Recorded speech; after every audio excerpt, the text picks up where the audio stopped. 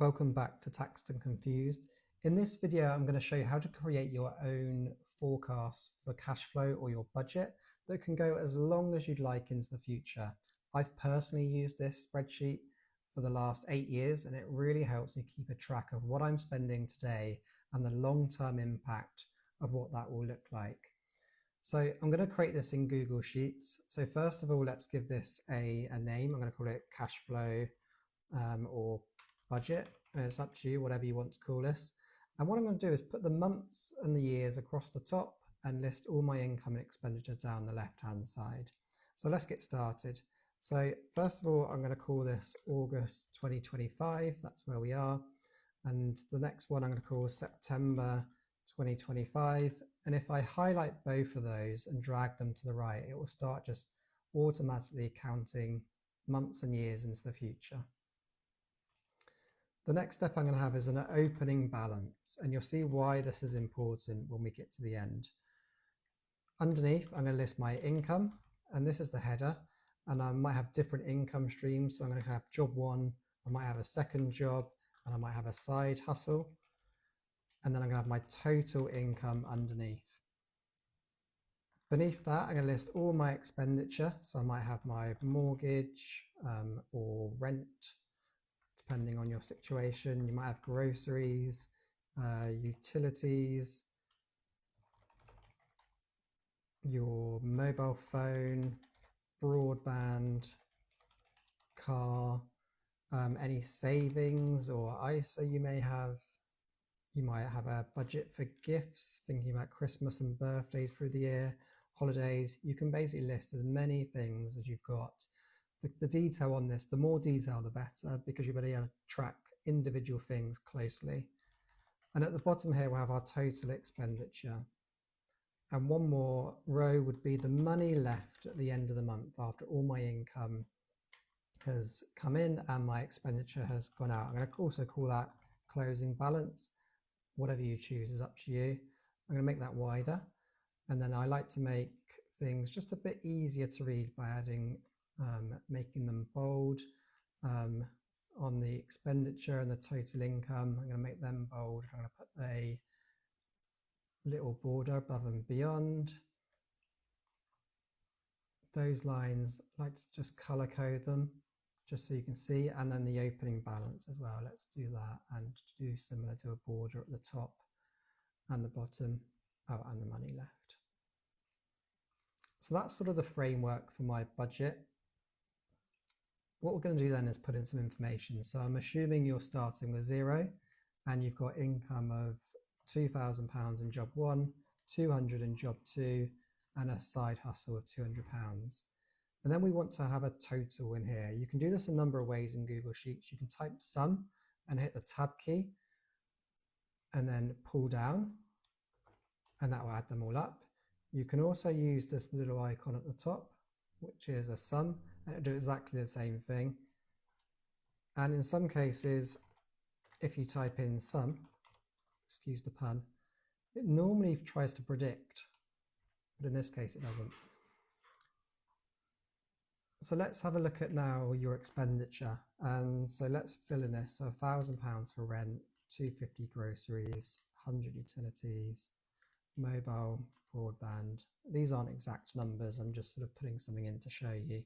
Savings might be 100, ISA 100. You might have a sinking pot for gifts and holidays. And we'll do exactly the same. We'll do a sum down here. Here we go. It's predicted this time. So sometimes Google will do that and just suggest a formula. I'm going to pop that back in at the top. And then our money left is our opening balance. So you do equals and click on the cell, plus your income, minus your expenditure.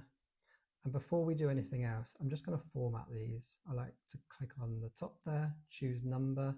It'll put that comma in and the pence. I don't like the pence. So I'm just going to click on this one to decrease the amount of decimal places.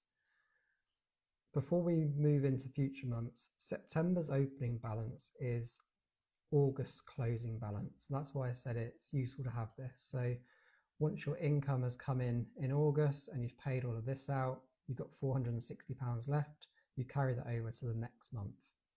Then what we can do is highlight all of these and just drag them to the right.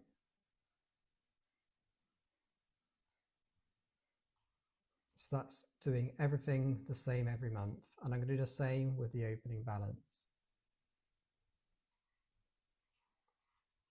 Before we fine tune this, I like to also put some conditional formatting in, and what that will do is just change the color of a cell depending on what's in there. So if you go to Format, Conditional Formatting, and you can say if it is greater than 0, it's going to change it to green. And you can add another rule, say if it's less than 0, I'm going to change that to red. And you can see at the moment everything's green, which is great.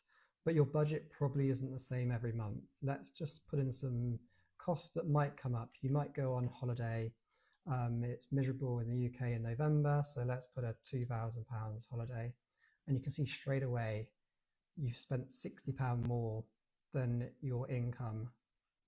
But you recover pretty quickly. So you might say, actually, in this month, I'm just going to change my savings down to £40. And then that gets back to 0. You can also look into the future and say, actually, I'm always increasing money, so I'm going to increase my savings from £100 to £200 a month. And if you copy that, you could drag it along all the way and paste, and you can see what that will do. The impact of increasing my savings still looks okay, but let's put in some other sort of variable costs. We might have a car and we know it has insurance or tax every year, and that's £1,000 in February. So we'll do the same moving forward into February. Always put £1,000 in. And we might go on holiday more than once a year. So we might have a small holiday in April around Easter, which is 500. I always like to go on a big holiday in November, so maybe we'll just put that £2,000 in there. And you can start to see this number is moving up and down depending. So if we go, actually, we're still okay, let's change our savings to 500 and move that all the way across to the left, to the right. 500 is too much. You now see all of these months are going into the red, into a negative. So we can say, okay, let's back that off a bit. We might have a bit of an up and down occurrence where we do £250 one month, 500 the next, and just start to see what impact that has over the short and long term. So I use this for planning my future, my financial independence goal. I've used it for a long time and it works for me. There's a download link in the comments. If it's useful to you, I'd love to hear your comments and share feedback, what you have.